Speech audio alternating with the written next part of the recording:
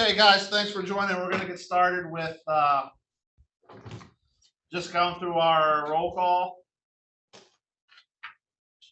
right, in no particular order. Walt Bryan. Hear that. Sergeant Jay Burns. Here.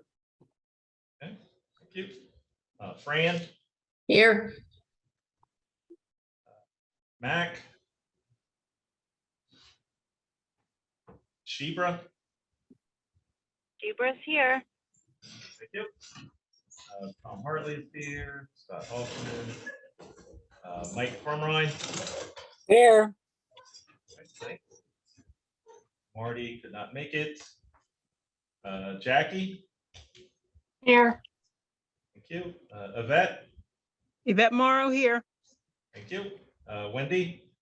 I am here. Awesome. Michael Tyler. Okay. Michael Wagner.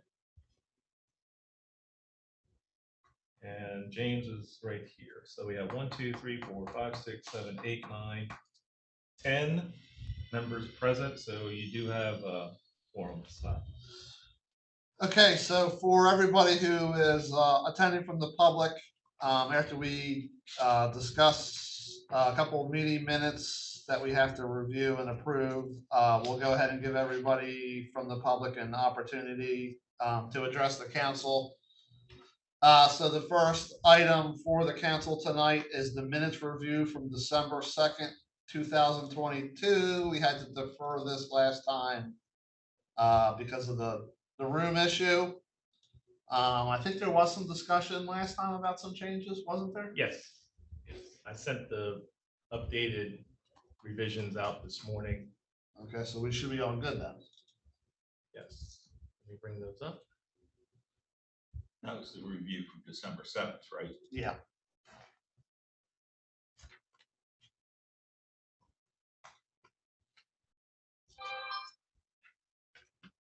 Screen. That this was.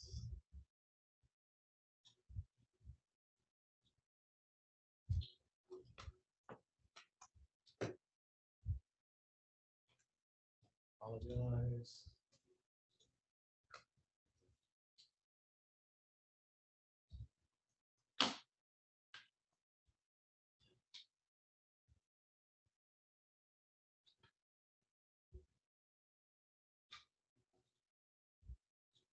Mike Wagner says we can't. Into the electronically? He just said it can't get in. I'm assuming that means electronically. Okay, so here are the minutes from December.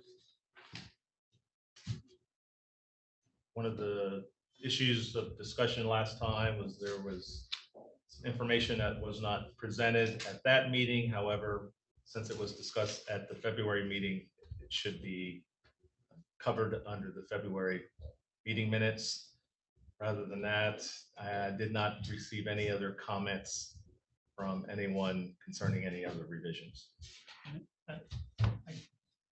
My comments were not completely accurate, but their minutes are accurate. My comments in the minutes are accurate. Maybe they. Did you explain them? Yeah, I think I missed one traffic fatality, and I think there was one other traffic fatality that I mischaracterized as a bicycle fatality, which actually was a pedestrian. Right, and I think that was discussed at the last meeting. We can't change these December meetings. Forget about it. However, what you asked for is reflected in the February meeting minutes. Okay, thanks. So December, we're all good. Unless somebody has any other revisions or comments. Okay, so we're either looking for a motion to approve the December 7th, 2022 minutes or any additional comments. Motion. I'll second the motion. You got it. Mike Cormorine? Tom and Mike Crumline. Yes. Okay. Any objections? Sounds like we're good to go on those, John. Okay. So next item is minutes from February 1, 2023, the last meeting. Any questions or comments for us regarding those meeting minutes? Those were ones that I sent out this morning.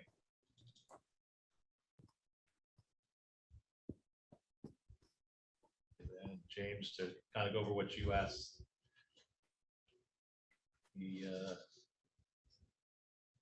This is the area that you were talking about where you needed there's some misinformation or misunderstanding at the December meeting, but I believe in this area, what you were asking was clarified.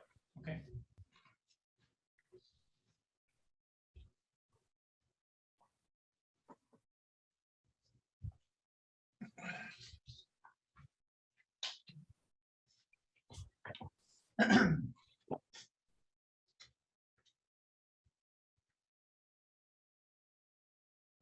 Well, did join us, just FYI. Did we have somebody else trying to Mike get in? Wagner's on now. Oh, good.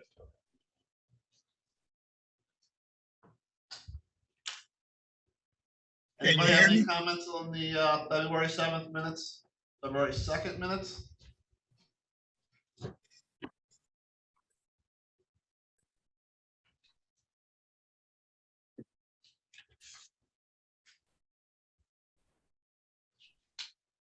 Okay, we need a motion then, please. So moved. Second, Wall, second.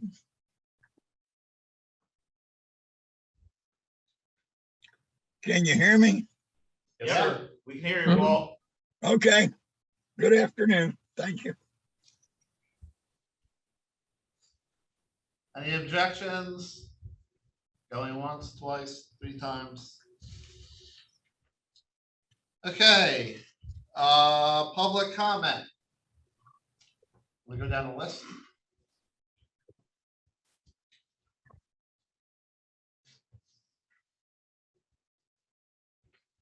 Or they can raise hands, I guess, either way. Okay, we have 5 attendees. And I'll go over each one. I have Bill Weller. Bill, did you have anything for public comment? I do not, thank you. I do not, thank you. All right, thank you. Chris Acey. Hey, Chris, did you have anything for public comment? Just wanted to mention the issue that I brought up at the December meeting, some damage to the multi-use path in Dover. And that issue was resolved by the Dover Public Works Department. So thanks. Oh, awesome. Good. Glad to hear that. Ian, did you have anything for public comment? No comments. Thank you. And Mr. John Bear, how you doing? Anything for public comment?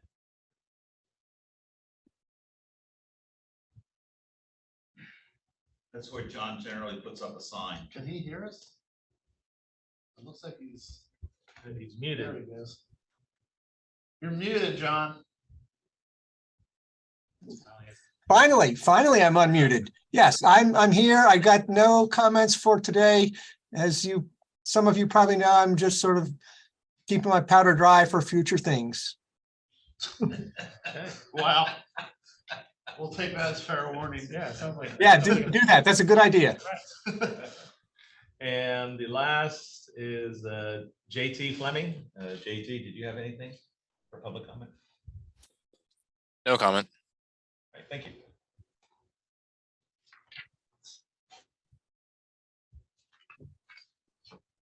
Okay, that gets us on to new business. And we need to elect a new chair and vice chair. We have nominations. Oh, yeah, this could have been all done last month, but we couldn't do the actual vote. Correct. Yes. So this is now the voting. Okay, Fran, can you kind of lead the voting? Sure. Since we didn't get to vote last meeting because we didn't have an anchor meeting, we deferred it to tonight. The nominees are Scott Hoffman for chair and Walt Bryant for vice chair. John, do we need to have two separate votes or can we elect them as a team? I would think you can elect them as a team. I don't think we officially closed the nominations last time, so we'll need to If go there ahead are, and close. okay, in that case, if there are any new nominations, I'm assuming you haven't received any by email or any other means. If anybody's got a nomination tonight for somebody other than Scott for chair and Walt for vice chair, let it be known. John, you don't have a list? I'm sorry, You don't have a list list of, of other nominees? oh, no, I was going to Okay. say, no other nominees were submitted via email. Sorry. I'll submit a list next year. Fran, I'd Is like it- to make a motion. Get that list done. Go ahead, Mike.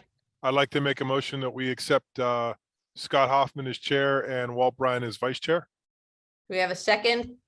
Second. Tom seconds it. All in favor? So, let me go down the list of who's here, Fran, and then they'll just say yay or nay, just to kind of make it a little bit more official. That's Okay. All right, real quick, Walt. Yes. Okay, Sergeant Burns. Yes. Okay, Fran, Yes. Shebra, Yes. Tom, Yes. Scott, Yes. Mike Crumrine, Yes. Jackie, Yes. Yvette, Yes. Wendy, Yes. Michael Wagner, Yes. and James. Aye. All right, unanimous, motion passed. Congratulations. Congratulations and thank you, guys. Mike Tyler says yes. Oh, I'm sorry, Mike, I didn't know you were here. My apologies. Did he slip in on us? Yeah.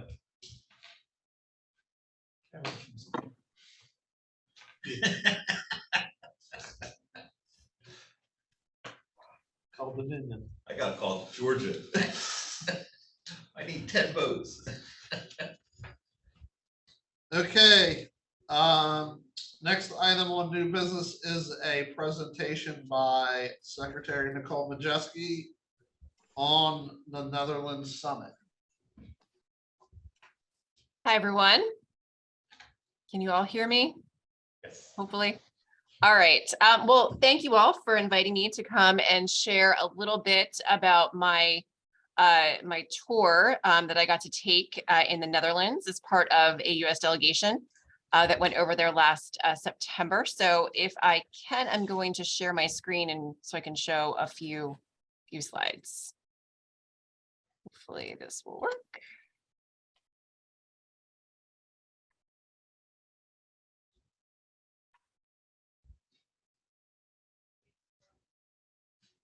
Is that working?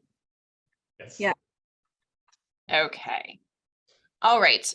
So just a few slides and then happy to take any questions and have a discussion about it. So we start all of our presentations off with our mission to provide excellence in transportation, every trip, every mode, every dollar, and every one.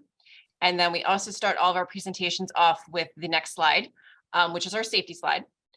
This is the slide we've been using in all of our presentations for the last year and a half, I would say. And it really is our roadway fatality chart. So as you all know, we are having a crisis on our roadways. Last year was the deadliest year we had since 1988 on our roads with 165 fatalities. And already in the first 3 months of the year, just into April, we've had 37 fatalities. So trending slightly down from where we were last year, which thankfully, because that was the deadliest year, but still we have a long way to go.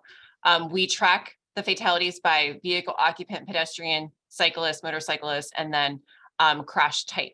So our team obviously works with our stakeholders and Office of Highway Safety, law enforcement to analyze all these crashes and look at engineering solutions on how we can prevent future crashes from happening.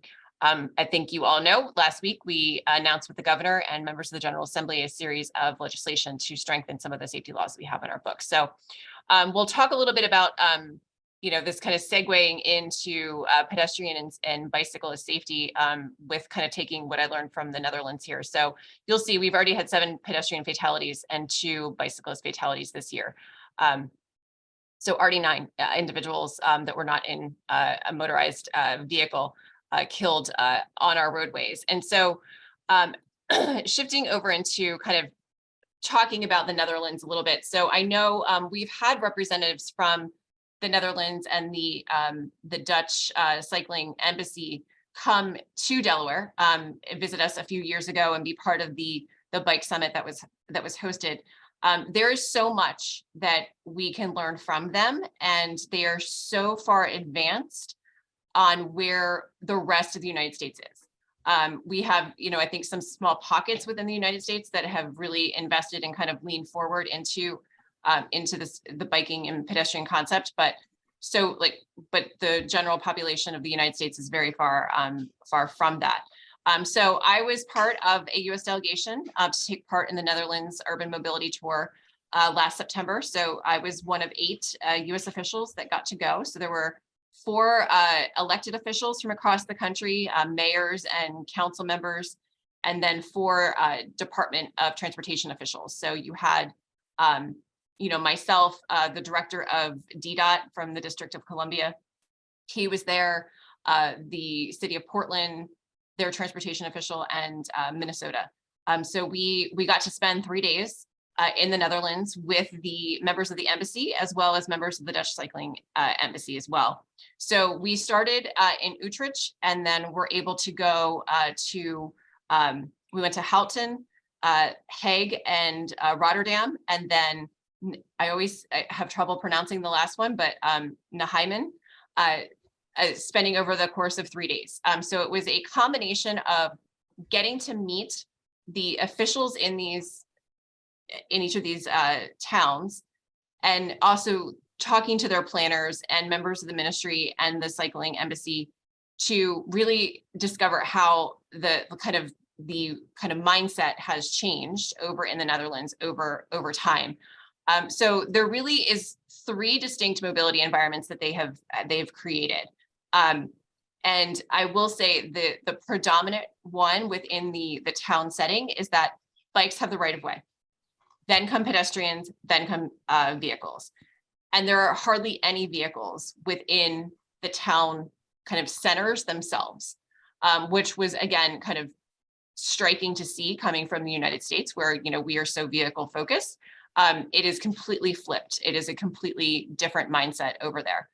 So they are really looking at their country and deciding how to implement these mobility environments throughout the country, with, the focus on how do we make bike and pedestrians safe, how they have safe access, and separating them completely from the cars. And if they are intermingling with the cars, the mindset again is different, in that the bikes have the right of way, as opposed to the vehicle itself, which is a complete flip from our standpoint.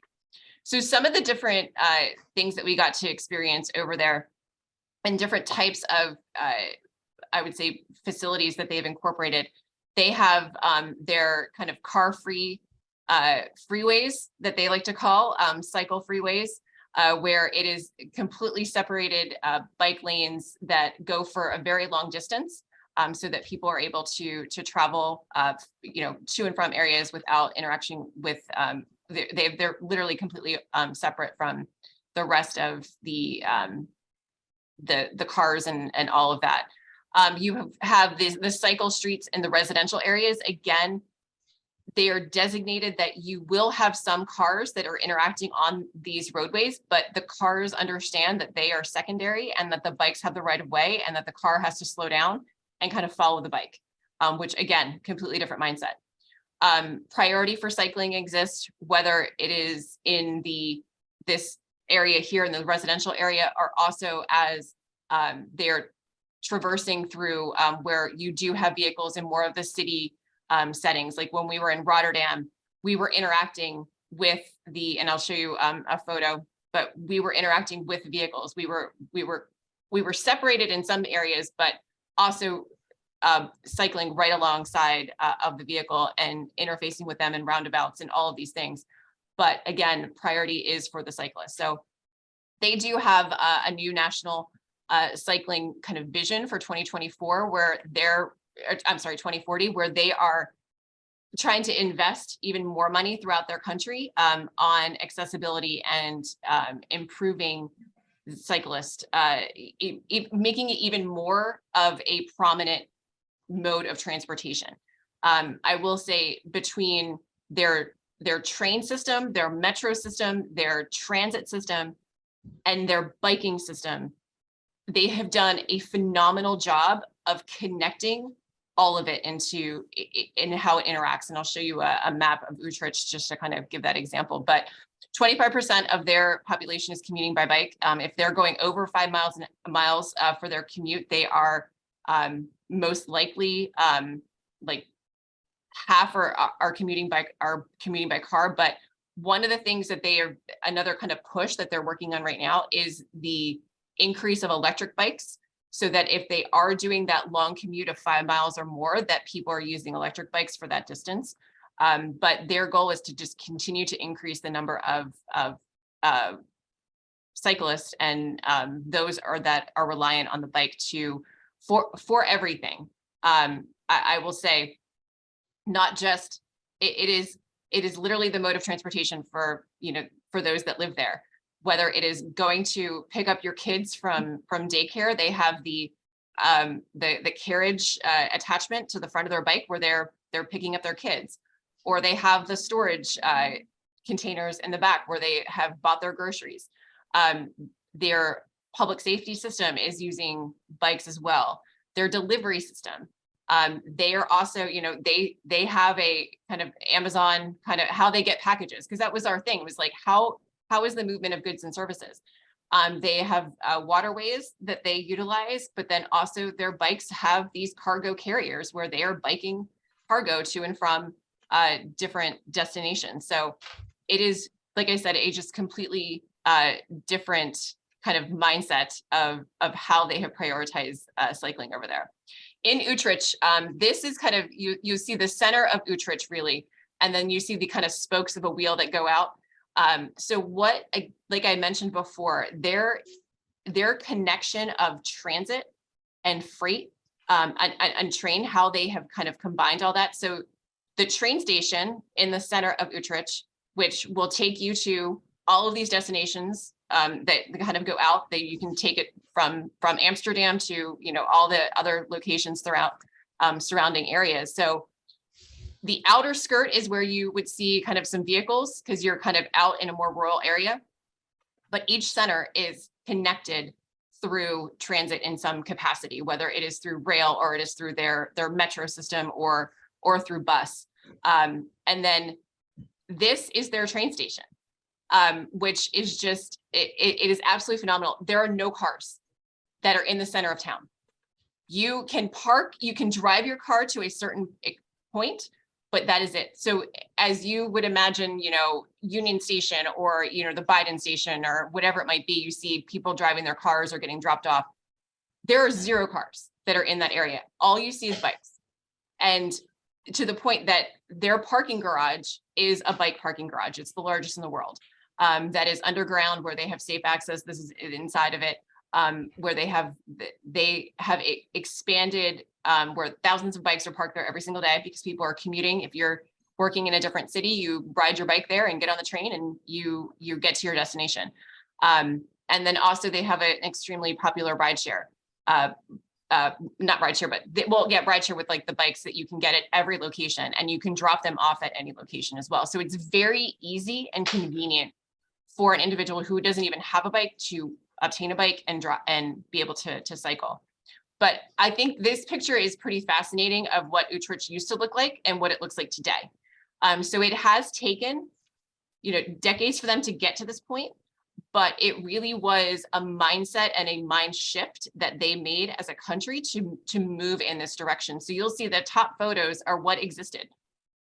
You had basically expressways that ran through the heart of Utrecht that now have been converted into waterways. They made the conscious effort of taking out roads and putting the waterways in, or putting the dedicated bike and pedestrian paths. So very like forward thinking out, it's one of those things you're looking at it and you're trying to think like, could that happen here in the United States? And it's just what they have done to transform these small cities, but just the country itself is just, it's absolutely amazing. In Rotterdam, so this was another where we were able to interact we were interacting more with vehicles. They had some separated bike paths, but you were interacting more with vehicles. Again, pedestrian or cyclists had the right of way, but one of the things that we talked about was, how do you remove, the idea is removing vehicles from a roadway, but still being able to provide transit. So you still need access for buses to be able to traverse along these roads, because not everybody has a bike. Somebody may be going longer distance that they need the bus, all of those things. So this here, the photo on the right, is actually the device that they've created, so that a bus can traverse over the yellow kind of I have video of it, but I wasn't able to actually get it to work here on the presentation. But the bus is able to navigate down the road and the tires on either side, but a car cannot. It is not designed that it's not small enough for a car to be able to maneuver. It's wide enough for a bus, but not for a car. And so that's how they're able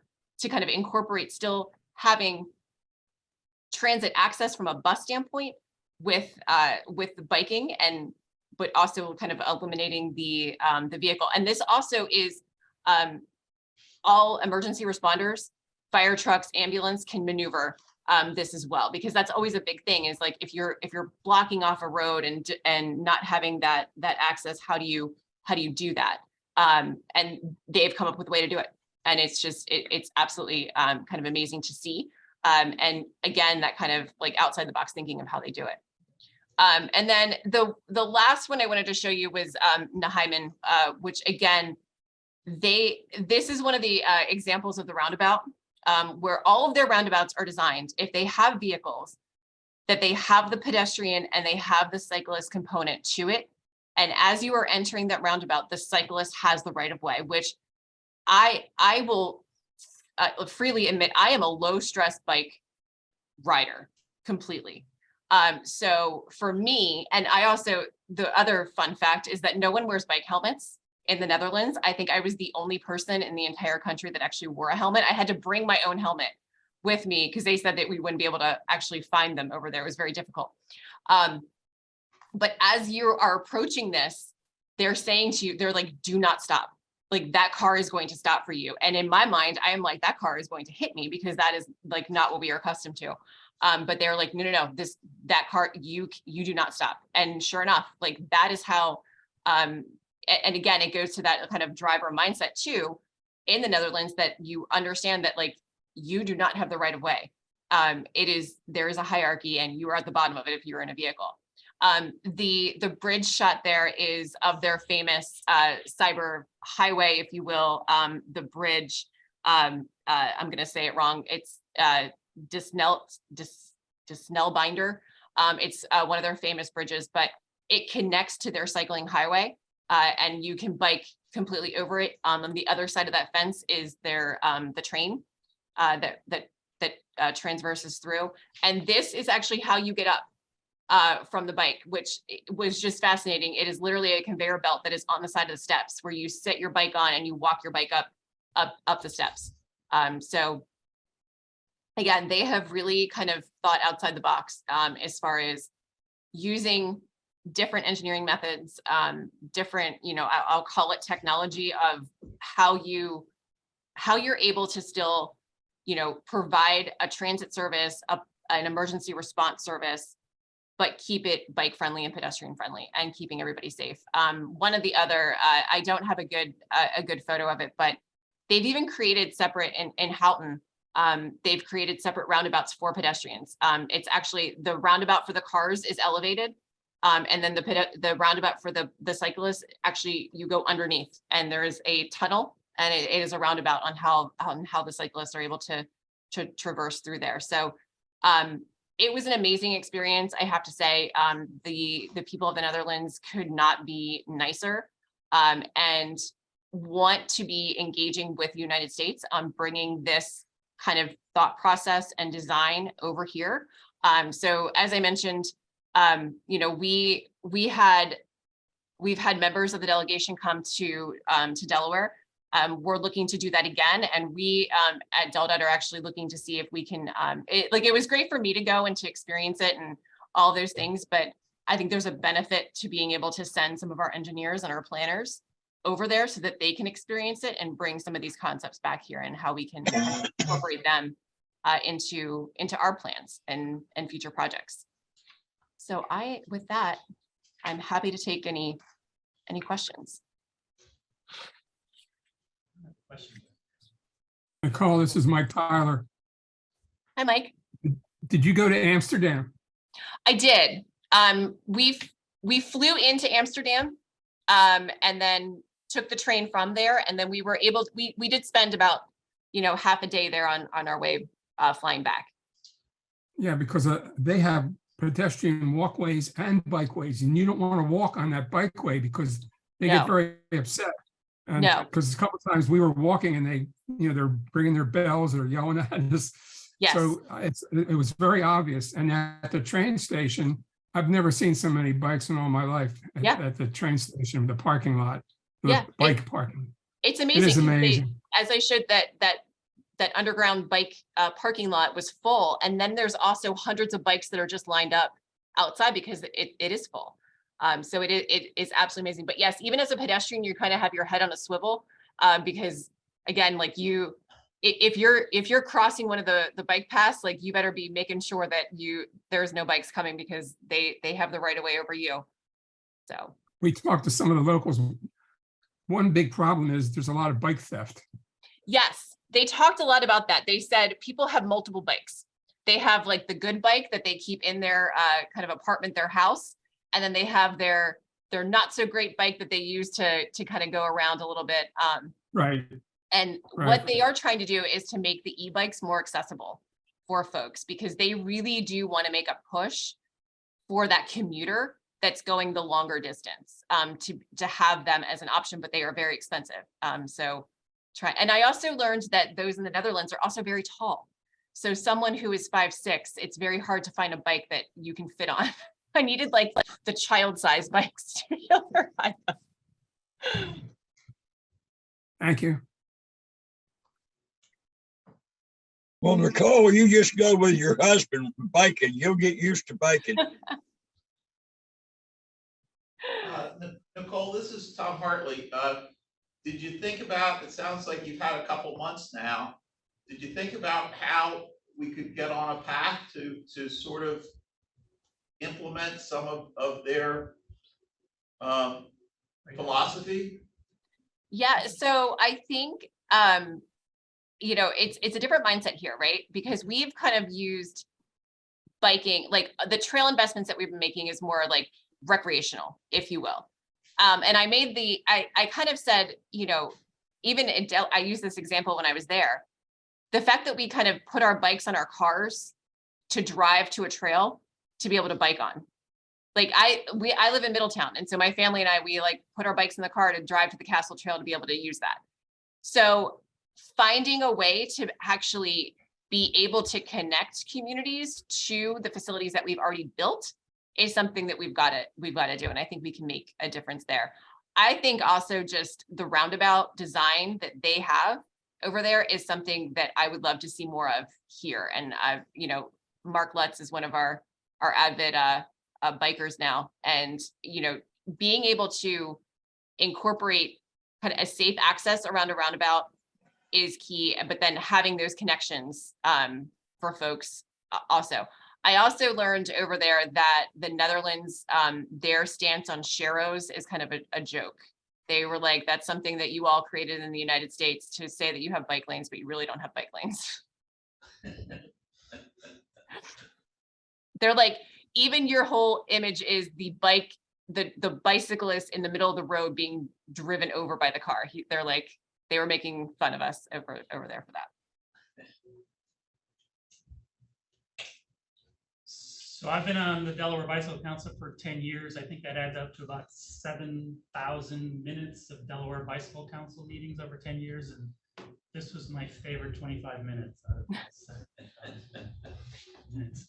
Of everything that I've heard, I think probably my favorite was this idea that, you would not be the last department staff person to go over there.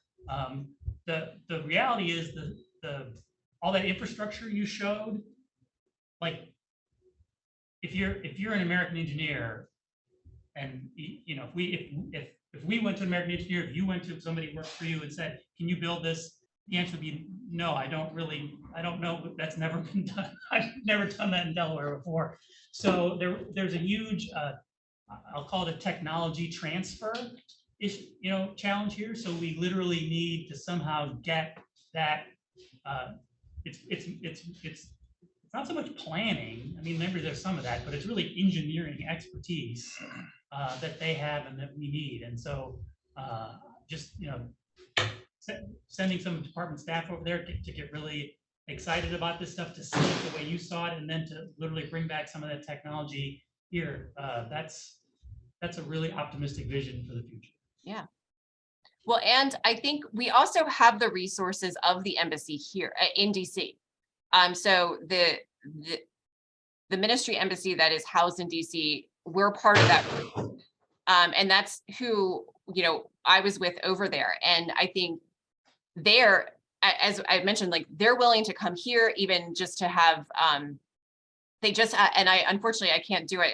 Tomorrow, they were doing something with the Dutch Cycling Embassy. They've got some representatives that are coming. But I wasn't able to go to DC to be able to join them for tomorrow. But I think we have a great opportunity to continue that networking with them, with the embassy, but then also bringing over some of their consultants. Mobicon is one that I know has been here in Delaware, that has been kind of a sub to some of our other design firms. And so bringing them here as well to be able to see the infrastructure that we have and get their input on how can we make it better? Like, how can we reshape the existing infrastructure? I think would be key too. Madam Secretary, you may know this, but the Delaware Bicycle Council awarded a grant to the city of Seaford. I think it was at the end of last year, and they are hiring an American engineering firm, but that American engineering firm is subcontracting with a Dutch engineer. Yep. So Nicole, this is Scott Hoffman. Do you think that the legislators would support some kind of more innovative ideas? I mean, in terms of, if we can educate our engineers, that's great, but then we still need the money to build these things. Do you think that's a realistic vision for them? I do, because I think, we are always trying to incorporate bike and pedestrian improvements into our capital programs. And so this is just kind of taking that a step further. And still doing that, but we're, like I said, we're elevating it. And so a roundabout, we're going to, I don't know, you may have to expand the footprint a little bit to be able to incorporate the bike lanes as well with the roundabout. But I do feel like it's not, this shouldn't be a hard lift to do.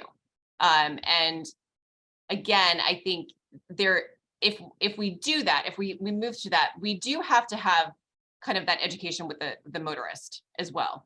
When we start incorporating bike lanes into roundabouts, or however it might be, like, we kind of do it now, but we don't. And I think whether it's specific bike signals that we have, that doing all those things, there is that education piece that we have to do, and that will make the legislators and the public, I think, more comfortable with moving in that direction. Whenever I talk to somebody from the Netherlands about Dutch drivers, I hear the same thing over and over again. They all say Dutch drivers are the worst in the world. Yeah. But they have infrastructure that conveys a really clear message to Dutch drivers. Yeah. So even so as you were saying, there's not a lot of motor vehicle traffic in centers, what they call centrums. They're central downtown type areas. You have little motor vehicle traffic. If they're not blocks that are closed altogether, even, they're just, you know, moving along. And, you know, they do things like, you know, instead of paving those streets in those center city areas, they use these pavers. And I've only driven in a car once in the Netherlands. I rented a car for one day, and I was literally driving on a few blocks in like this old medieval city, but like the surface just, you know, I felt like I like 4 miles per hour seemed like frighteningly fast. Like I was just creeping through these streets, and it was, you know, all the visual cues about the way they've engineered those streets, visual and oral cues too. You know, you hear your tires going over these irregular surfaces. So you're saying we need crappier roads? Is that what you're saying, Jim? Not smoother roads?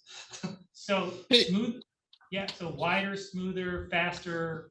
You know, that's a philosophy that we've done for, you know, a century. And, you know, if you're traveling on an interstate highway for, you know, you want to do, you know, 400 or 500 miles, then yeah, you want something that's like smooth as a baby's bottom. But if you are in a car in this like built up dense area, you don't want your streets to be designed the same way. I mean, we know we've got context sensitive design is something that we know here, but I think the Dutch take it further. Hey, James, I have one thing to add. This is Paul Moser. You guys can't see me up. You had said earlier that you see it as a lot of an engineering challenge for the tech transfer, but one thing I just want to add that I've sort of interpreted from my understanding of their situation and ours, the big planning component that I think needs to be addressed is that their functional classification system is brutally simple. Nicole, I'm sure you saw that. It's like the road is either local, 30 kilometers an hour, collector 50, or, you know, limited access 100. So simple. But how we apply that in an American context where the cities aren't completely planned necessarily from a traffic management perspective is going to be the hard puzzle piece to fit, right? Because we have kind of a mix of older legacy municipal streets with DelDOT arterial roads that didn't have that same level of planning. So how we integrate sort of their concept where they have this very well-managed network with very simple functional classifications with very simple rules into our kind of more incremental American development pattern. So I haven't met anyone that has a good answer to that. So I think from a planning perspective, that needs to be going on at the same time the engineering tech transfer does. I think you're right. I think I overstated it. There are some planning and policy aspects. I'll mention access. So this is related to the, you know, our traffic safety problem, as the Secretary said. Last year we had a record 165 traffic fatalities. That's due to more than one factor, but one significant factor is, you know, we design our roads differently than they do.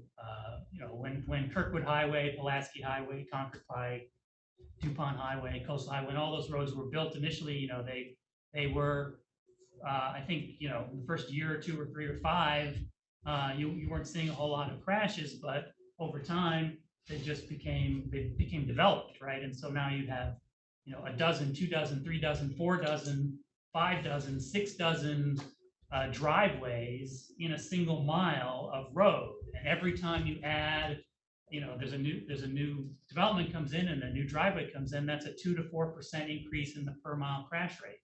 So that's not so much an engineering issue. I mean, you know, it's, you know, we know how to either build a driveway or not build a driveway. That's not an engineering question, but you know, it's arguably more of a policy challenge. Nicole, it looked like from, this is Tom Hartley again.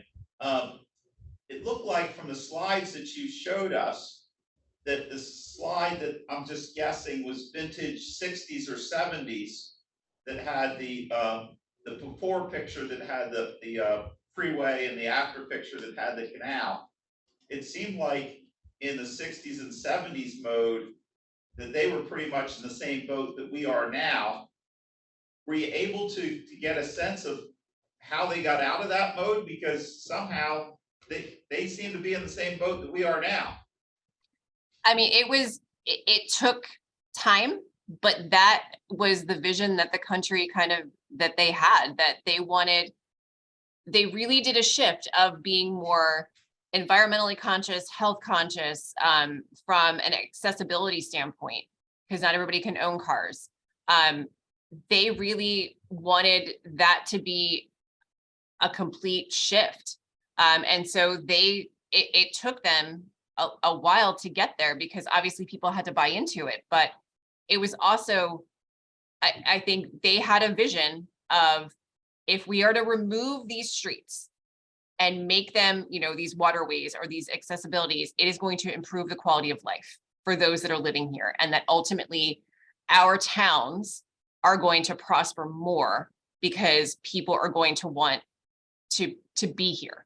They're going to want to live here. They're going to want to work here and all of that. And so that was their philosophy.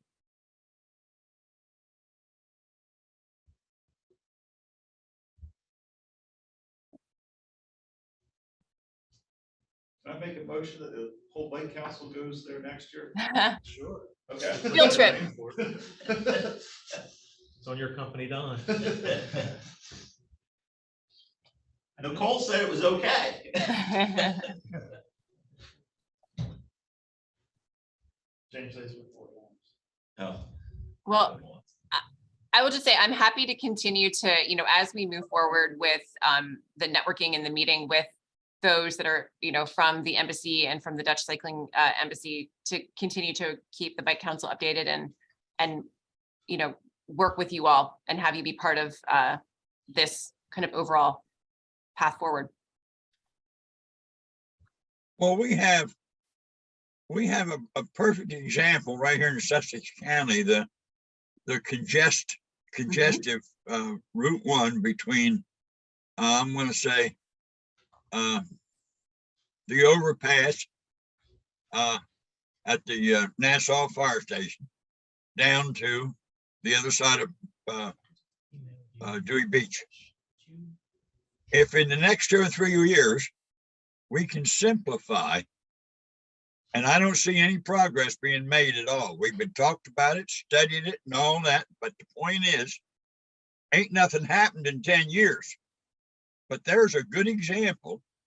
If we can simplify that geographic area, it'll be a model to the world.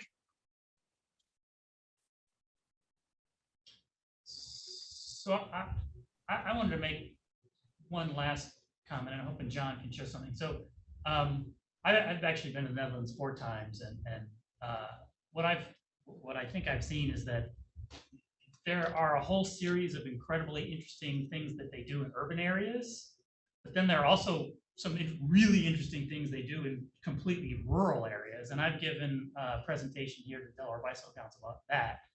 But there's also some things they do in suburban areas that I think we also have things to learn from with regard to safety. John, I don't know if you can show that image. See your email.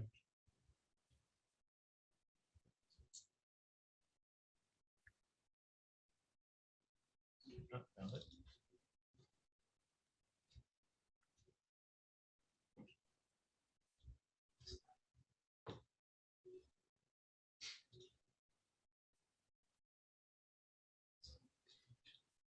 So as the Secretary said, in 2019, I hope you all were able to come to the summit that year. We had a delegation of engineers and planners from the Netherlands. They gave these great presentations.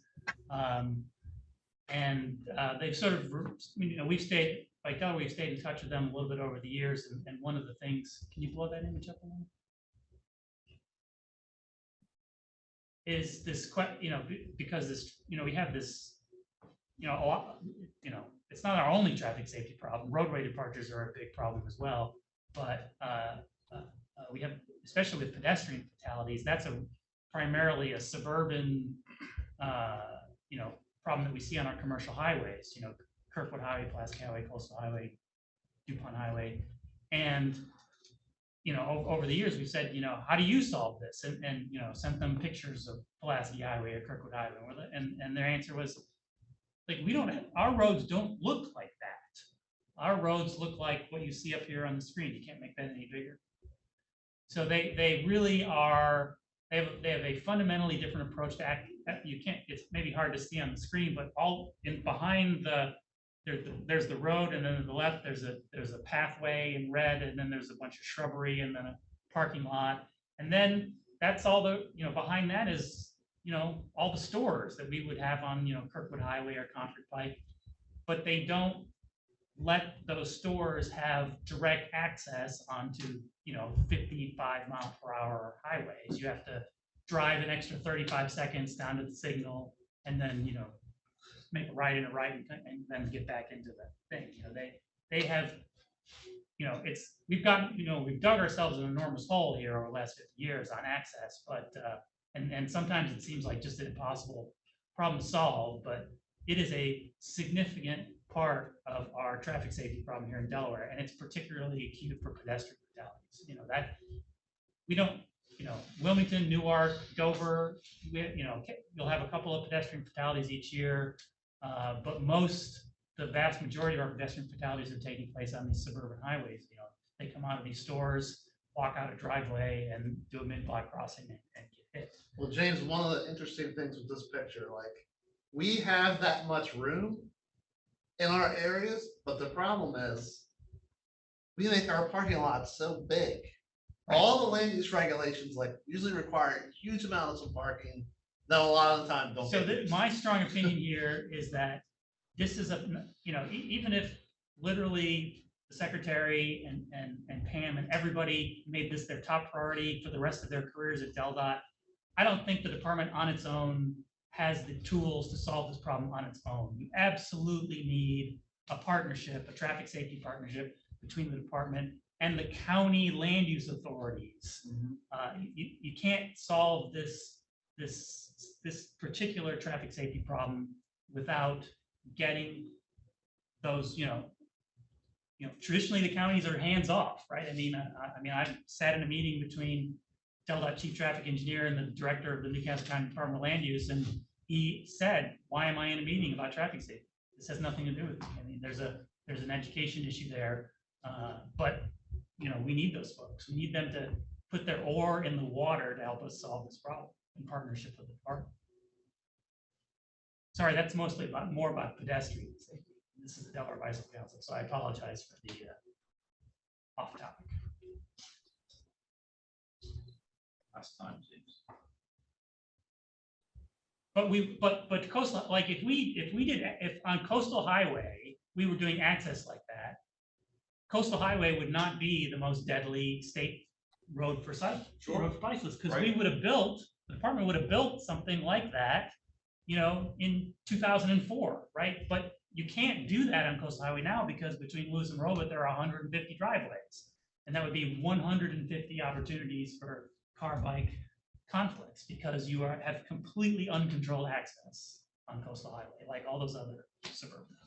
And that's why we're making the investments with the Georgetown to Lewis Trail. So you have an alternative. Yeah, Nicole, this is Tom Hartley again. I think Walt did hit it, that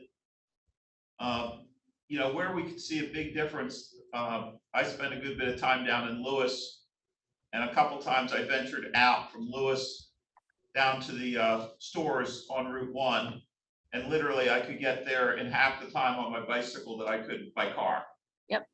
So build it and they will come. Down there, if we build the infrastructure, even more so than Georgetown, because that's a bit of a hike, and it's not really where the population centers are, and it's not really where all the trips are generated. There's thousands, tens of thousands of trips a day, especially in the summertime, in that stretch between Lewis and Rehoboth. If we could concentrate on that 3 or 4 mile, 10-mile stretch between Nassau and Dewey, just like Walt said, I think that's where we should be concentrating. But anyhow, that's my 2 cents worth. Thanks for the presentation. And I'm sorry, that's Scott's job. We already said it. Thank you, Nicole. Thank you all very much. All right. Take care. Take care. It's the greatest thing ever. and just give the Delaware Bicycle. I thought you getting elected was the greatest thing ever. He said the same thing about me. He said, Okay. Okay, next item is the 2023 Cycling Infrastructure Innovation Grant application. Okay, so with that, means that time of year, we just finished 2022, now we're already hitting the 2023. So last year was the first year we had this online, where applications could be submitted through the website. So prior to issuing an email indicating the acceptance of the 2023 grant, did not know if there were any revisions to the website or any changes, or if everything is still good, then I can proceed with getting the email sent out to the municipalities. Did we have any hangups last year? I mean, No. worked pretty good. Yes, I thought so. I mean, they didn't have any, to my knowledge, didn't have any issues from the outside using the website. Awesome. So basically, it's the same thing from last year. The only thing I need to change is this last sentence, because this is what I added when we had the applications closed. I just need to revise that to indicate when the applications are open. And here would be a draft letter that would be emailed to all the municipalities, where the submission deadline would be Friday, August 25th. And it goes over, has the same information from last year, where to go to the website to apply, and when the estimated or anticipated issuance or award of the grant will be for this year would be on December 6th. So nothing has really changed in that letter as well. But I just wanted to bring it to the attention of the council to see if anything from last year, anybody wanted anything changed or revised, to let me know. John, I do have a question for you. That's about an item that I actually want to get on the agenda, but this is actually a good place for it. Because it really doesn't fall underneath something that we can get a town necessarily to do or what have you.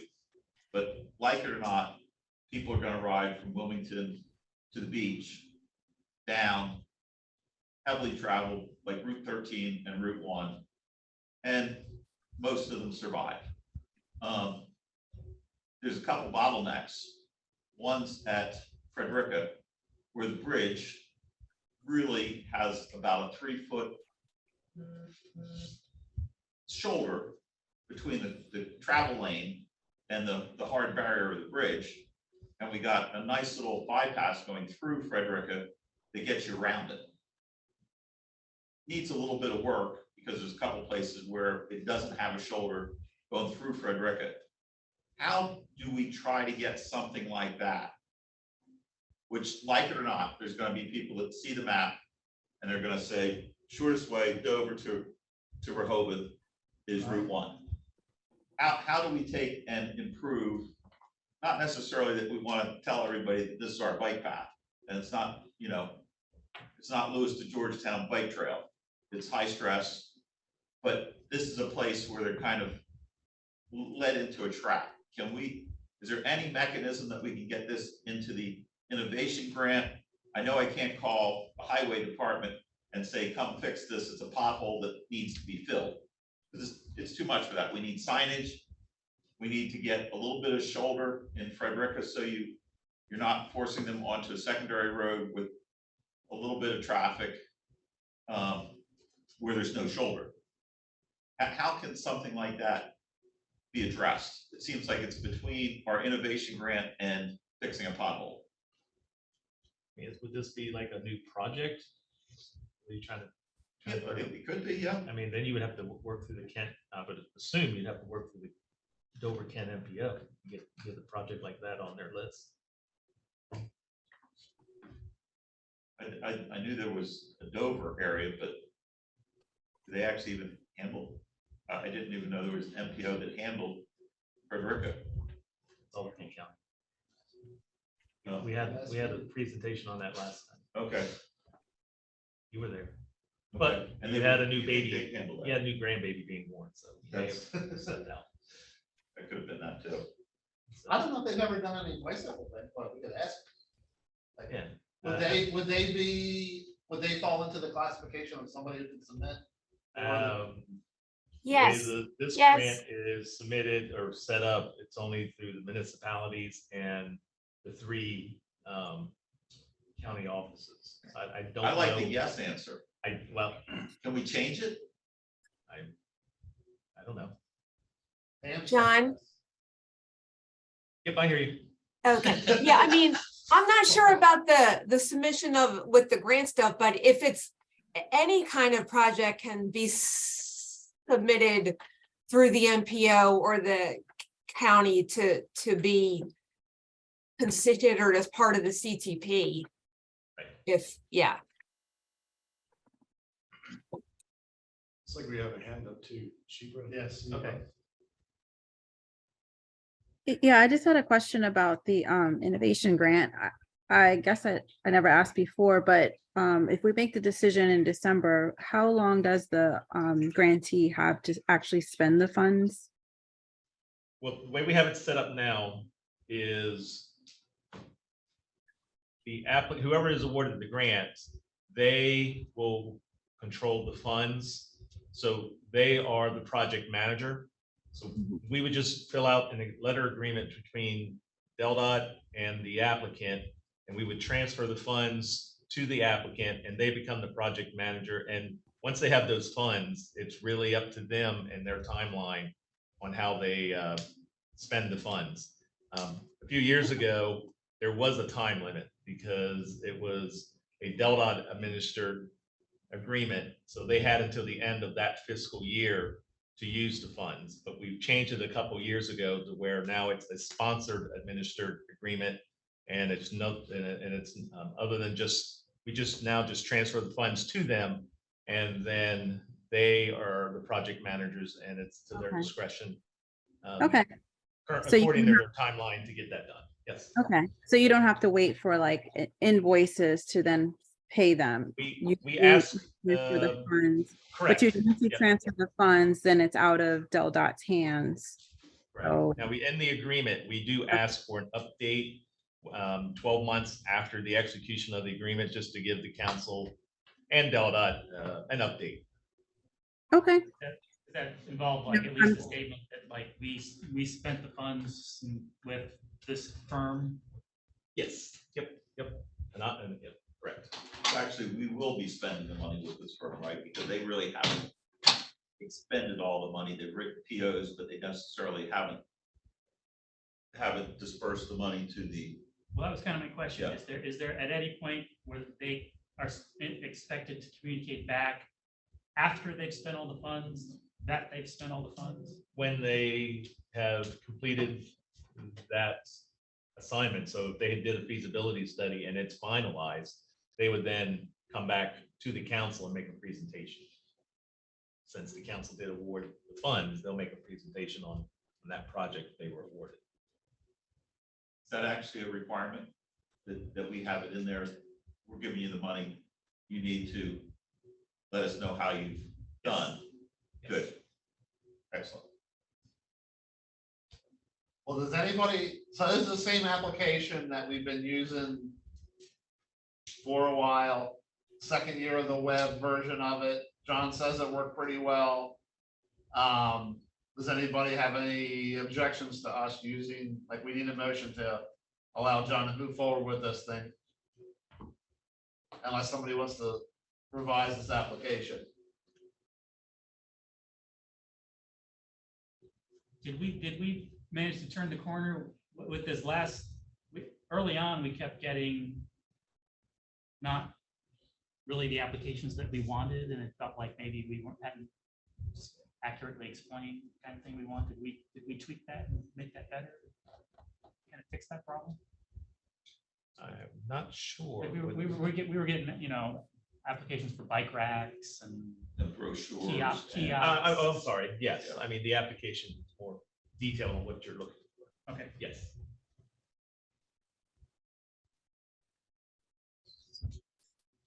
John, do we, Scott's question was, do we need a motion or you just go ahead? Probably just go ahead, if it's not a big deal, go ahead and do the motion. Yes. So moved. That we stay with the existing format. Okay.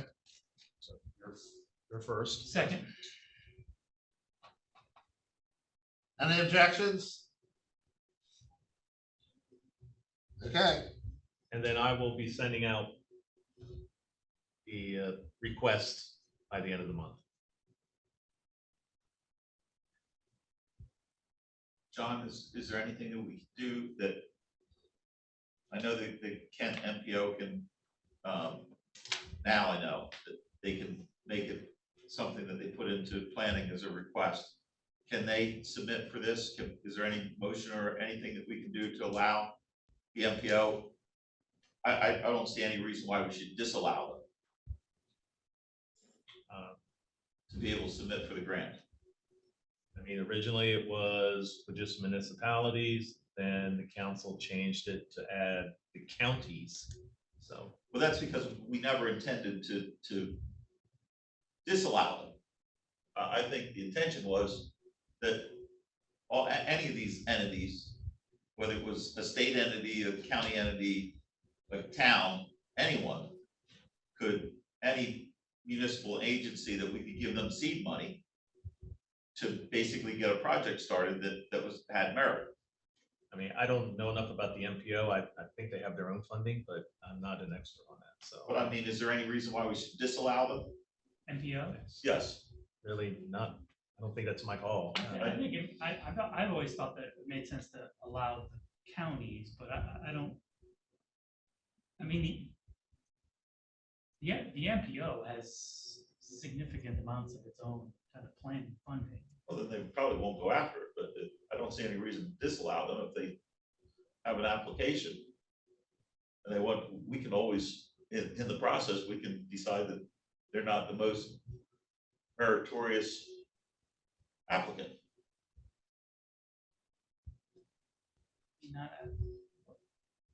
Does the department have some perspective on that? It might be helpful if you may want to ask Marilyn, I mean, the executive director of the MPO. I know DelDOT funds the MPOs through our planning funding, so it all is kind of circular. It all seems to go circular. So but it would be Marilyn Smith would be a good one to reach out to just to kind of bat around it. And if she's, she may have more resources or know more because she deals more with the municipalities and the local governments. So just a thought. Whether or not we make the MPOs eligible, I mean, it would be really, I think, helpful for many, the vast majority of municipalities if, the MPO was helping them out a little bit. If you're the mayor of, a town with 400 people in it. No. Yeah, I mean, you don't have any capacity to do anything like this, but you have the MPO helping you out a little bit. That could definitely make a difference for almost any municipality. I mean, to have that staff help. The goal here, in my opinion, is to uncover the best possible project ideas. So to the extent that your point is let's throw it open to everybody. I mean, that's consistent with that idea. Let's get the maximum number of people thinking about this to give us the best chance to get projects that have a lot of merit. Right. I mean, I think John, I mean, I think it's fair to say that, with your initial letters, when we follow up with phone calls, like at least half of the time, maybe 3/4 of the time, whoever we're following up with says, I didn't see anything. You know, there's a communication problem. Publicity problem. Yeah, I mean, you know, Yeah. I'm not, other than what we've been doing now, which is like literally reaching out individually to our various contacts that we have in municipalities. But like, again, if the MPO was involved, I don't know about making them eligible exactly, although I'm increasingly warming up to that idea. You know, they have, you know, that's their, you know, they spend half of their time talking with those municipalities. I mean, they know most of, you know, if you're Marilyn Smith at Kent County MPO, you know most of the you know, you've got somebody you know probably in every municipality in Kent County. And so getting her involved in this in some way feels to me like a strategy to increase our chances to get projects with merit from Kent County. Yeah, we could just talk to them about that. Yeah, I don't know if it means specifically expanding the eligibility and asking you to send a letter, or maybe it just means literally asking for a meeting with Marilyn Smith and tickets to Gay. Well, there's nobody about this kind, but we probably should meet with the, whatever happens here with eligibility, we should probably go meet with the MPOs, like as soon as the form is live. When is the form live? I'm sorry. When is the form live for making a submission? End of the month, end of April.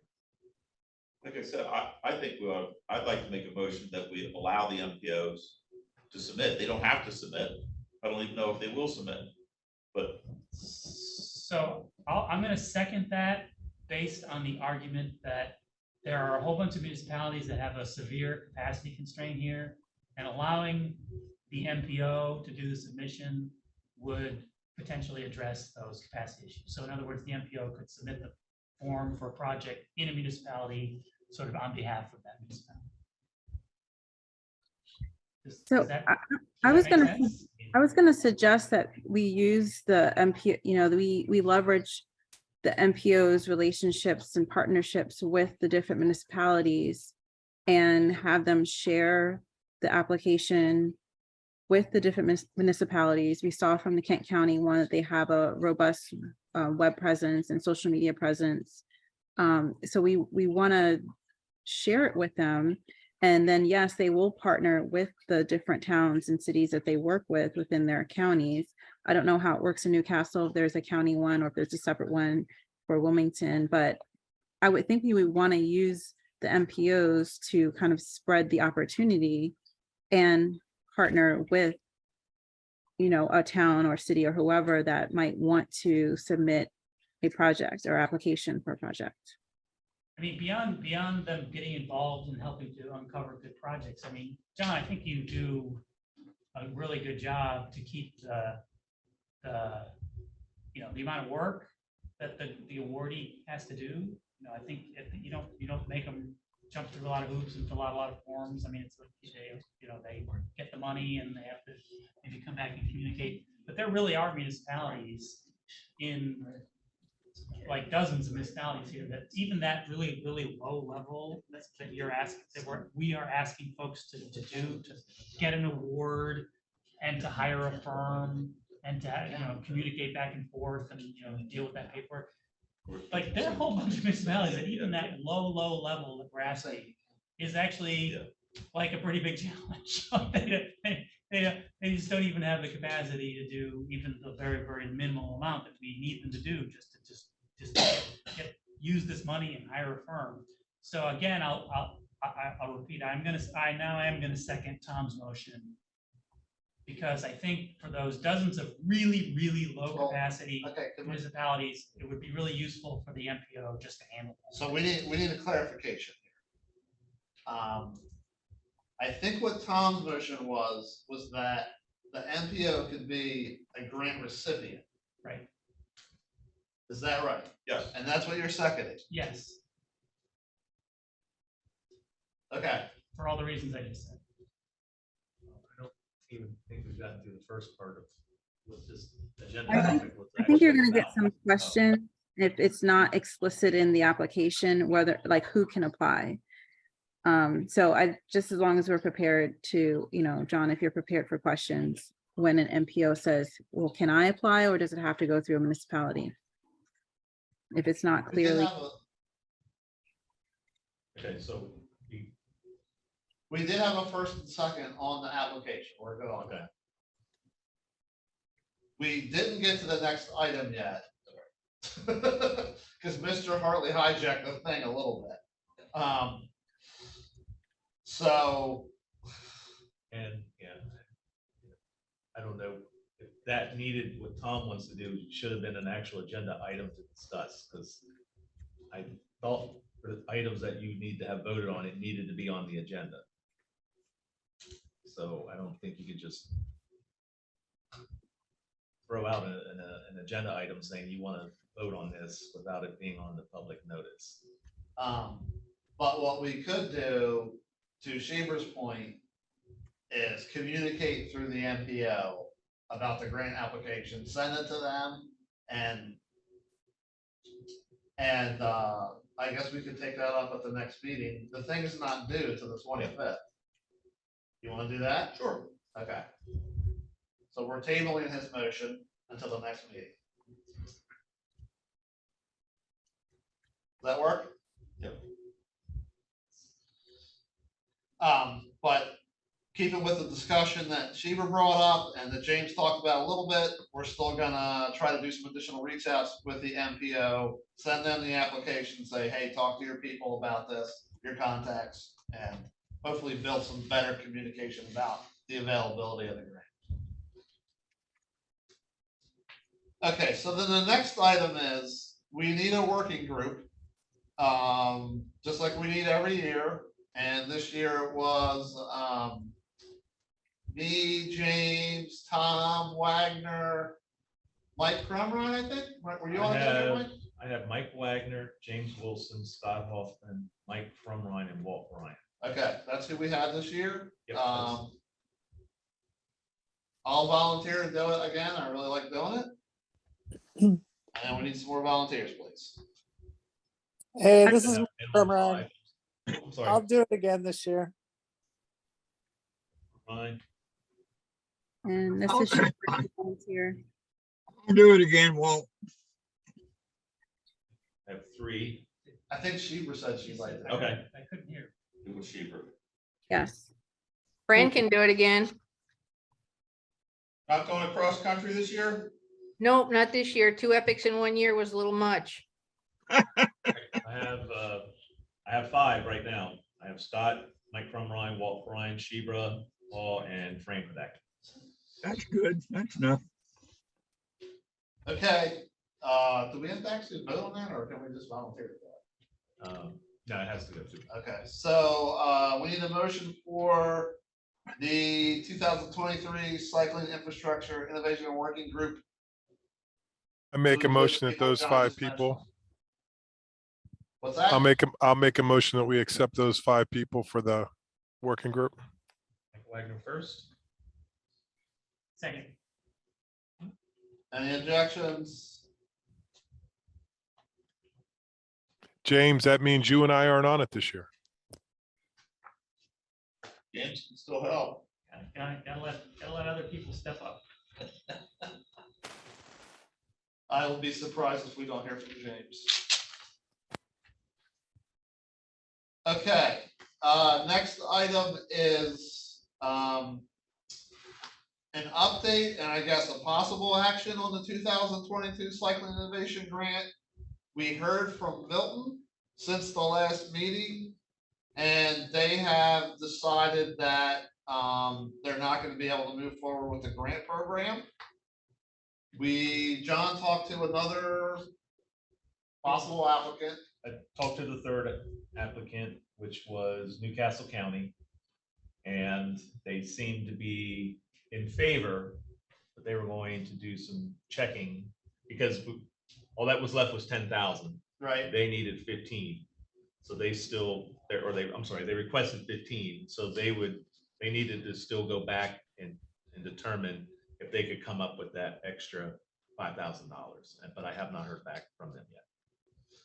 Okay, so does that mean it's too late to do something with it, or? The council can still vote if they want to award Newcastle County that grant, they could still vote to award it, and then I would continue to work with Newcastle County to see if they're able to come up with the remaining funds of $5,000. Okay. However, if they don't, then I don't see that $10,000 being able to be awarded in time by our deadline of fiscal year in order to get it transferred. And Seaford, we were able to get them all the money they need. Yes, Seaford has all the money they. All right, guys, so here's a quick summary of where we're at. Milton decided, after all, to not proceed with the grant. Their award would have been $10,000, so we now have $10,000 available to award to Newcastle County. John's reached out to them, but they haven't committed yet. However, we could vote tonight to award to them if they elect to take the grant. Otherwise, that $10,000 is not going to be used for a project this year. And it gets returned to the general fund, right? Yes, it does not carry over, so. It goes for trips to the Netherlands. Absolutely. Did that influence the? That was just a joke, everyone. I make a motion that we award the grant to Newcastle County if they want it. I second that motion. This is Mike Crimerin.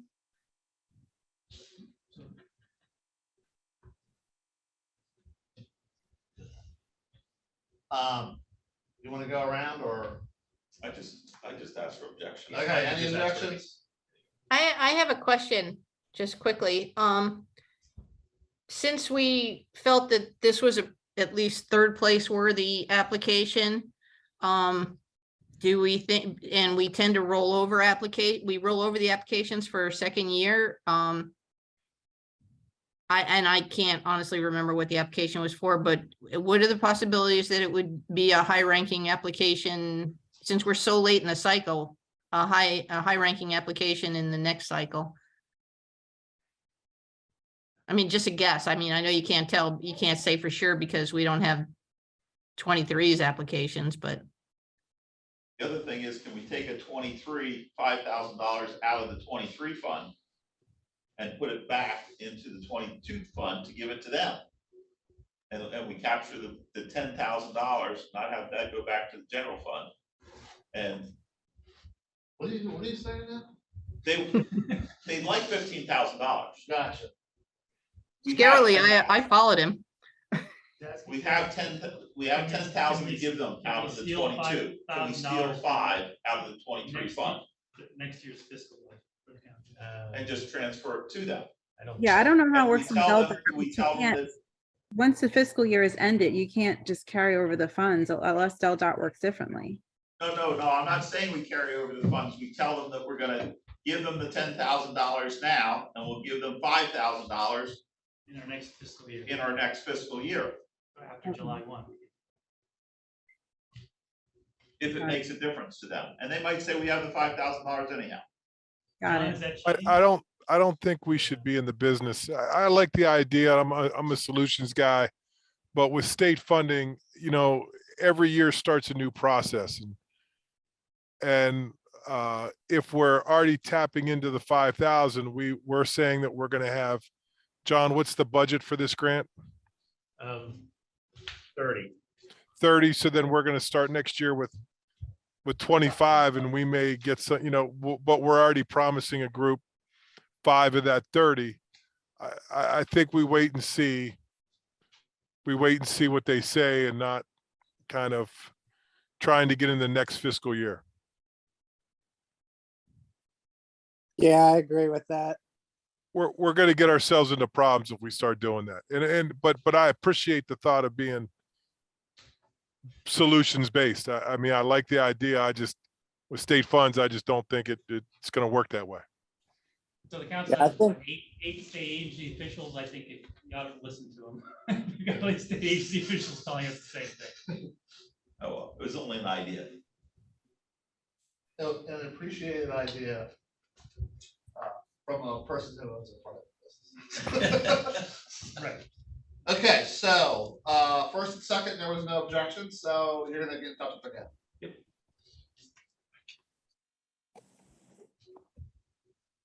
James Wilson has the floor for the second annual Everyone Gets Home Summit.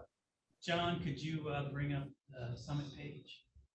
Did we vote on that or not vote on that? Is that, We asked for objections and there wasn't any. okay. We didn't like Tom's idea, so he didn't get a motion. Twice. Maybe he wants to be chair next year, so he has more control. Not that bad. And your crazy ideas.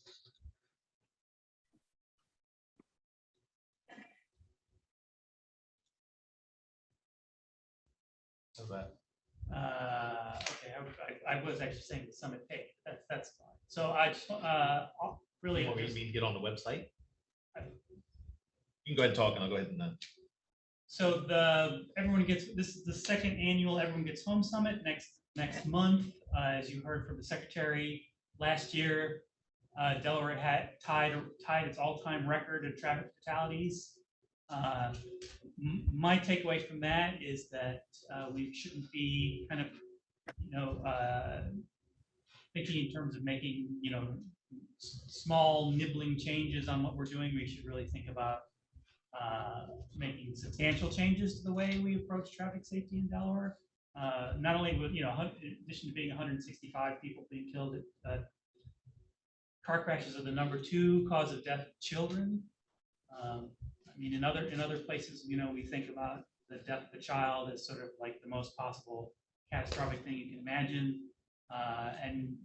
And here we have traffic crashes being the #2 source of #2 reason that kids get killed in Delaware.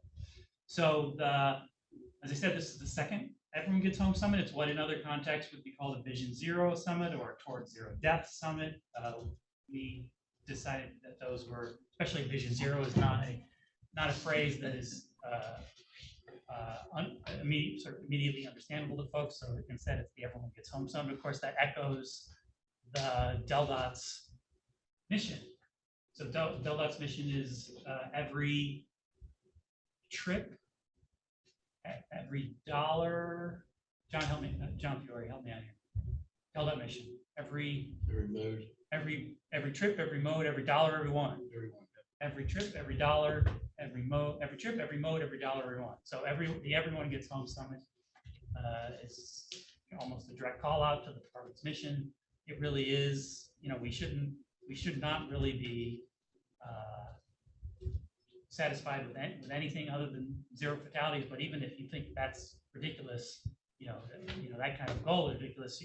You can't look at what happened last year and think of it, anything other than that we need to make significant changes. So there'll be, this is a technically this is not a rally. It's a conference that we have a lot of sessions here that really are going to do a deep dive into the problem. It is going to have, oftentimes you think about infrastructure and enforcement, sort of different ways of thinking about traffic safety. So just full disclosure, there'll be a little bit on enforcement, but the emphasis will be on the solutions on the infrastructure side. I'll just mention one of the sessions will be led by the state traffic safety engineer from the Minnesota Department of Transportation, and we invited him because while people in Minnesota drive basically the same amount of miles per capita that Delawareans do, their traffic fatality rate is basically half ours. Not just a little bit different, but radically. They are one of the best traffic safety records in the country. They certainly have the best traffic safety in the country among states that have this medium amount of driving. You can kind of divide states in terms of VMT. There's at one end is New York on low VMT. At the other end is like Wyoming and like plain states. And then in the middle are Midwestern states like Delaware. We sort of are in between New York and Wyoming. It's totally free to attend because of the sponsors that include ARP and basically every Delaware engineering firm except for you just have to register if you want, because we need nominee are coming to make sure we have enough lunch. So it's at bike.org/summit. Registration only takes about 20 seconds. James, where is it? On the mall. On the mall, just like before Big Tent? Big Tent, last 5 or 6 years, it's been on, last 5 or 6 summits, it's been on the mall. We're not giving away a bike, because it's not the bike summit. It's traffic safety, everything. So the whole problem, where and why people are being killed, crashes.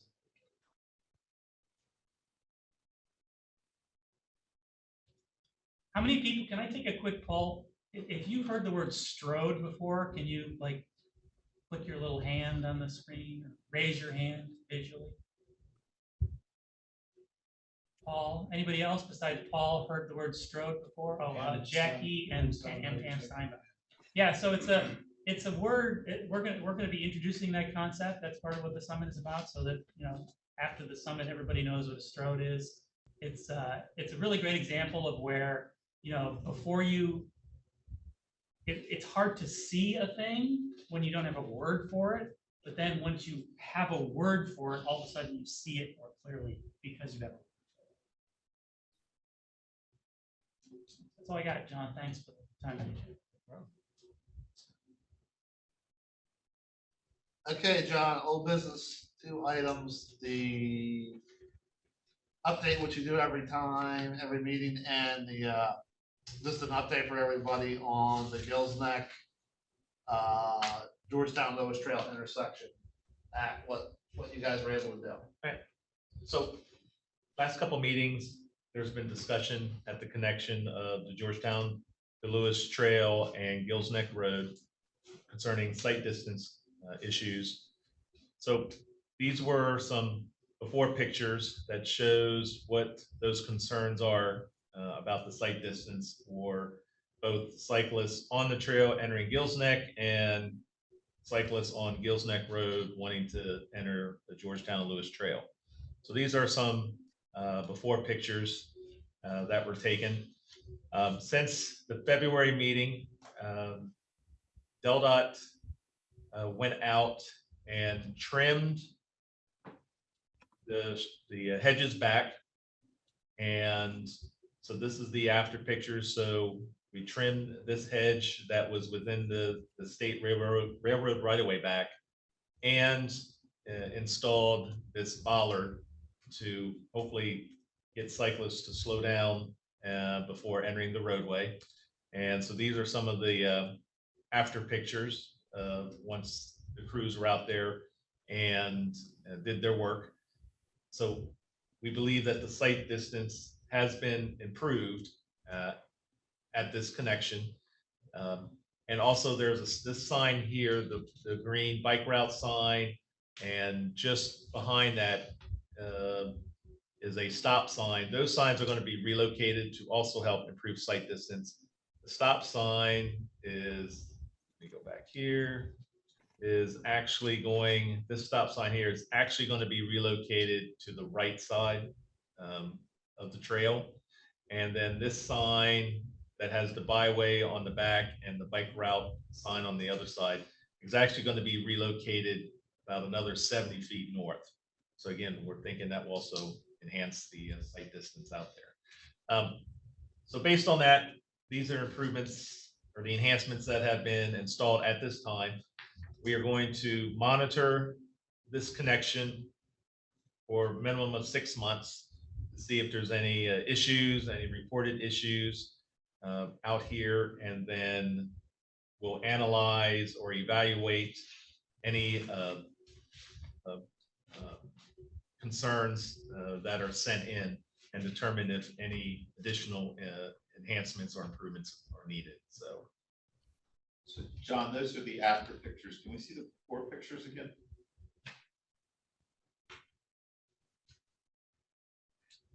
Oh, that's substantial. Yeah, that portion just. They hit the right away. Yeah. And so is the guy wire still there? John? Oh, yeah. The guy wire is still there, but the sight lines are approved. Yes. Okay.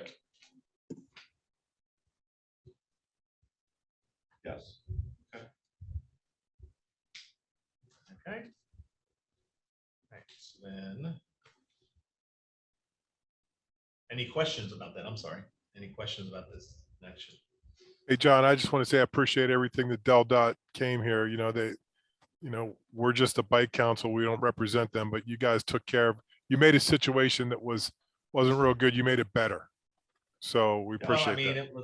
I appreciate that, but it was also, coordinating with the city of Lewis, because they actually, I believe, got the property owner to trim back some of the trees that's on their property. And then again, my supervisor, Anthony Alio, and Jeff Niscoda, coordinated with our South District crews and our railroad section, and to get the right-of-way staked and trim back the hedges that were within the state right-of-way. And then having that bollard, and I'm sorry, clarification, the bollard was actually installed as part of the Lewis Swing Bridge removal project. So that was already in place. So just kind of, fortunate that that occurred. So it just happened around the same time that these issues started coming up. So group effort, that's for sure. Coordinating with other parties. So John, I don't know if we need a motion, but it'd be nice that the council would like to really pass along, because this is great that we get something done. I think the council should make sure that it goes through to the other parties, especially your guys that coordinated the other folks doing it. We don't care how it gets done. Right. They got it done. So I don't know, do we need a motion for that or what? To make sure that John passes along to Anthony and others. You can write an email. I think I wrote an email. Okay. Yeah. I believe Scott did send an Yeah, email. guys, I'm sorry, it's Pam. Yeah, I mean, we could put, if you guys send a short email to me, that would be great. We could include it as part of our weekly newsletter as well. So just to kind of shout out to the whole department. So thank you for that. I'll send you an email, Pam. Okay, great, cool, thank you. Okay, and next is the project bikeway updates. Been a while since provided some of these updates. So this first section is a lot of the projects that have been completed over the past few years. As you can see, those projects that are at the lower end are some recent projects that were just recently done. Georgetown Lewis Trail, Cool Spring to Fisher, Munchie Branch Road Trail was completed in November. And then I believe it's discussed at a previous meeting, Delaware Avenue was also completed in November. Can I mention something about Yep, that? go ahead. So I know that the department just applied for an America's Transportation Award for Delaware. We did, I'm sorry. The department. Oh, yeah, okay. All right. And so I'll go down each project individually. We have a Double Bridges Road, which is a 10-foot wide shared use path. We've had some community feedback about the project, and we're going to address those feedbacks sometime this year. We still don't have a project schedule at this time, but the project is moving forward to get a 10-foot wide shared use path along Double Bridges Road. Constructive feedback. I'm sorry? Constructive feedback. Constructed? Constructive. Oh, yes, I'm sorry, constructive feedback, yeah. Yes. Capital City Trail Phase 3, that construction is mostly completed. I don't know if any of you have been down Route 10 by Camden area from South Street to 13. That's the next section of the trail, and it's substantially completed. Should be opening by summer of this year. Sorry, is that west of Salisbury? It's Route 10 from State Street. I don't know how familiar you are where the Royal Farms is at the intersection State Street and 10 down towards 13 Camden. Okay, all right, sorry. So, John, John, Yes, yes. I live on the street next to that and it looks completed. When will they take the signs away so people can actually use it? I would have to get back with you on that, Mike. I don't know. That's up to our construction section, whether they feel comfortable enough that it's substantially completed to be open to the public. So I can reach out to see when that might happen and let you know. Thank you. And then we have the Augustine cutoff bicycle improvements. This was a project that was awarded a grant from the Delaware Bicycle Council. The public workshop, I'm sorry, DelDOT held a public workshop in March. The next step is to review feedback and begin developing feasibility concepts, which are still in the process. Based Hey, on my John, understanding. Oh, this I was is gonna say, Paul. Paul might have an update on that. We have a public workshop. We had some like legal concerns with that project that were risen from the first public workshop. So our legal team was reviewing that for several months, and we just began the process again. We have a lot of our concepts. I don't think that's on my end, but it's a jam. Okay, sorry guys.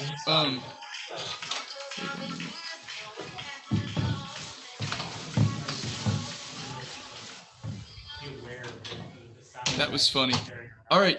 Yes. So we are having a public workshop on April 18th. So in just about 2 weeks at the Blue Ball Barn. We would really like, if you guys are interested in this project, for you to come out.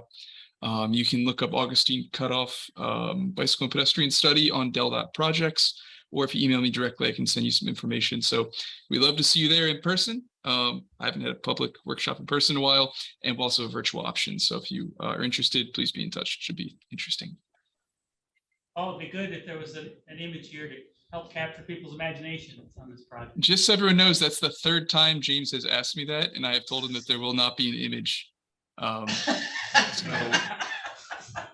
So there's no image. Just come to the workshop. You'll love it. All right, next project we have was the coastal highway intersection improvements. That's there by the on Route 1 and Kings Highway, where the ramp is off of 1 on the Kings. Where the fatality was. Yes, a few years ago, there was a fatality. And right now it has anticipated construction beginning in 25, ending in 26. But I do not have any additional information as to when PS&E is scheduled. So that's still to be determined. Kings Highway project from Route 1 to Theodore Theodore Freeman Highway. And it has multiple improvements to include a 10-foot wide shared use path and other non-motorized upgrades.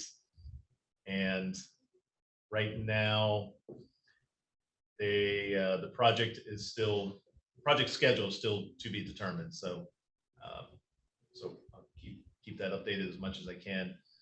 We have School Lane.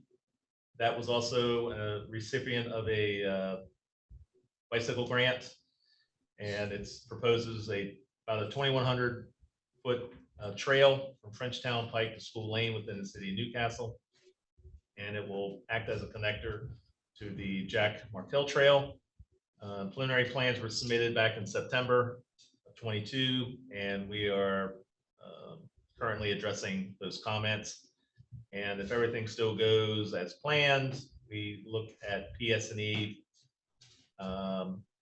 construction hopefully in the summer or fall of this year. Senator Bikeway, Phase 3, Dover High School to Mifflin Road. That one is ongoing, and we expect PS&E very shortly, and construction starting soon on that section. And it's extending the existing path by Dover High, going along Route 8 and connecting it to Mifflin Road. John, will there be a public workshop on that? I will have to get back with you on that, Chris. I do not know off the top of my head. I'm sorry. Okay. So Bill Weller has his hand up also.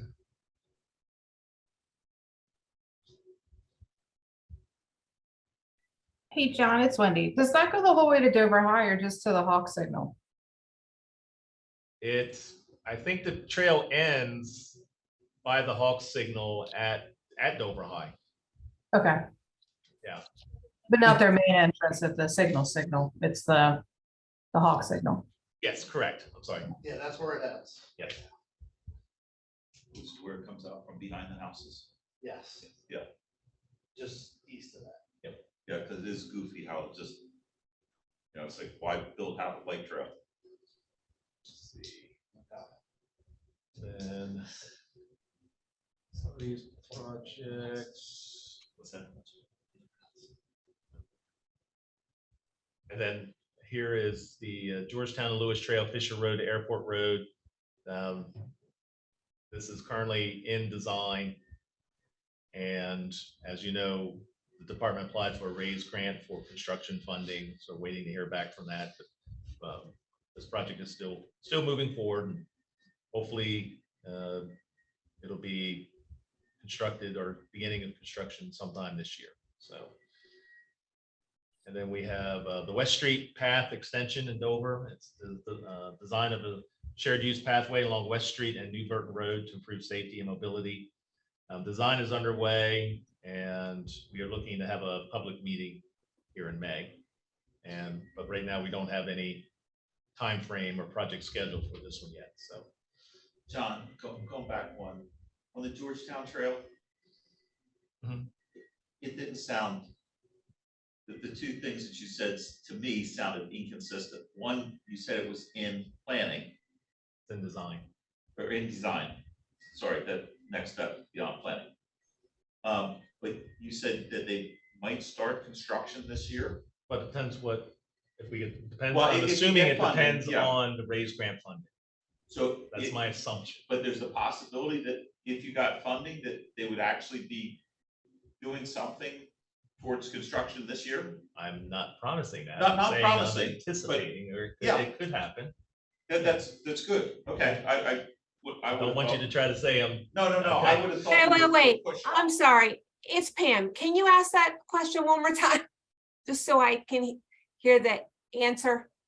Pam, I'm sorry. I was just clarifying that there's the possibility that if the funding and the cards fell and the stars lined up, that there'd actually be dirt moved possibly this year. No. No, okay. No. Okay. So even if all of the stars aligned and we got the grant funding for construction, the where that it says PS&E at the end, November 23, that just means that the plan, specs, and estimate are submitted. Then the project has to be advertised, it has to be bid, we have to recommend to award. So all of that normally takes like 4 or 5 months. So the earliest would be spring of 24. Okay. What's the name of your cat? Kiki. Yeah, sorry. She's a monster. I thought it was a bear. I know, like a panther. No, I have a bear. I have a bear dog right next to me.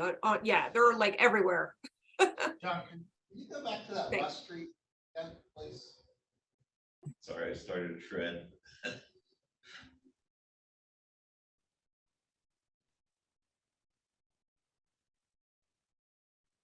Along West Street.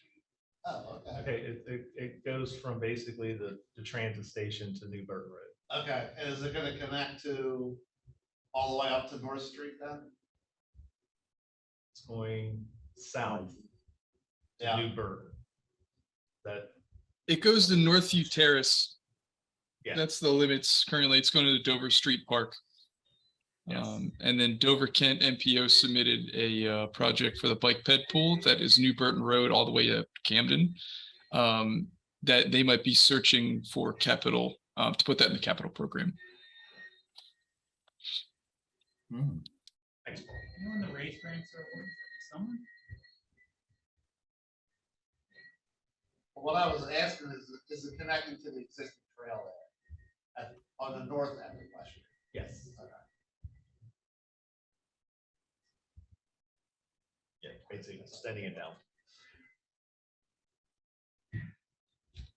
All right, and then just real lastly, a few years ago, we installed mile markers along the Georgetown to Lewis Trail at 1 mile increments.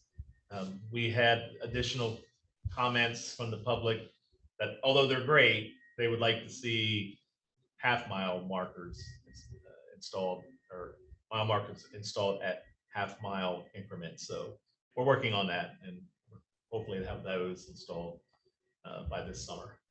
And one of the reasons why is someone was injured on the trail, and although the mile markers were out there, the person couldn't tell the first responders where they were at. So that's where it was requested to have half-mile markers installed. So we're going to work on that. Miles a long way to look for a person or a problem on the trail and identify the problem. And We're gonna, once those are installed, we're gonna have a map developed, and then we're gonna send it to 911 and first responders so they can have it for their records. So they should get a call, be able to look at the map and get a general idea where they. Do you think that the rest of the Kenton Road project is gonna get under construction this year? I honestly, I don't know. Okay. Yeah, Utility guys, any of the CTP projects you can find on the DelDOT project portal. You can actually just Google that and it shows throughout the state, like everything that's in design and construction. So you can have it's like the most up to date. Oh, we thought John had inside information. I know, poor John's like has to be like Wikipedia there or something.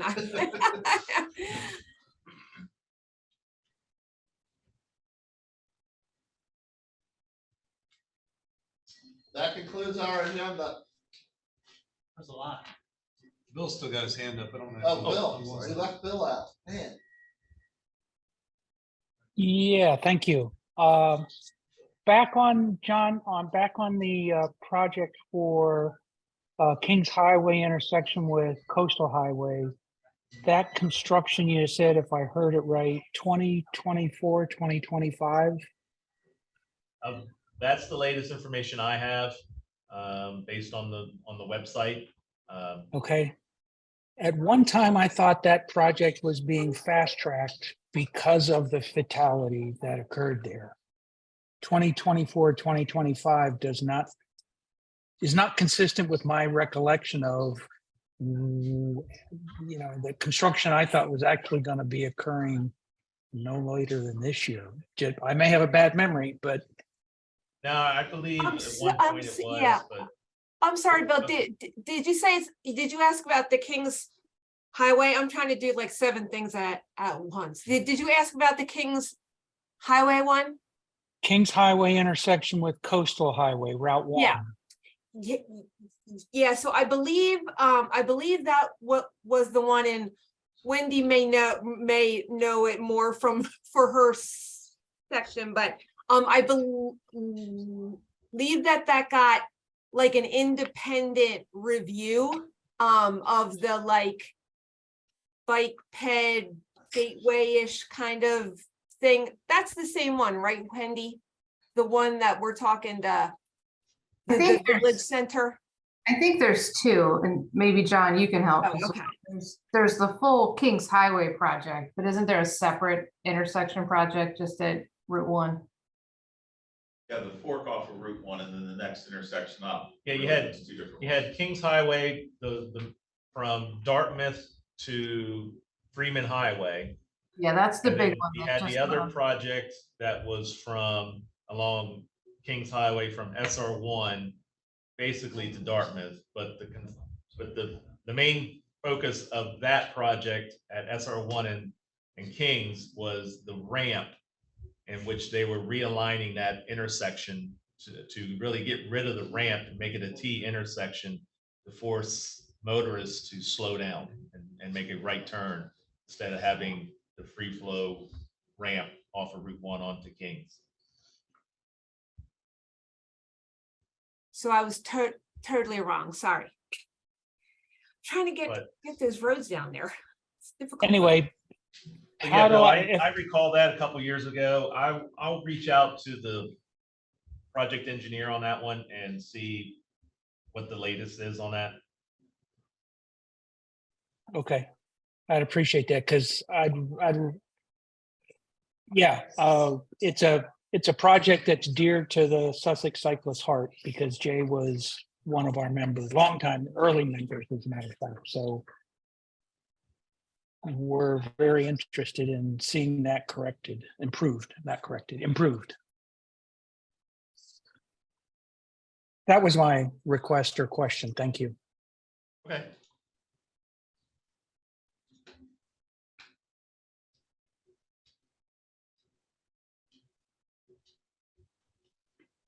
We got a nice big room here, guys, if anybody else wants to come to the next meeting.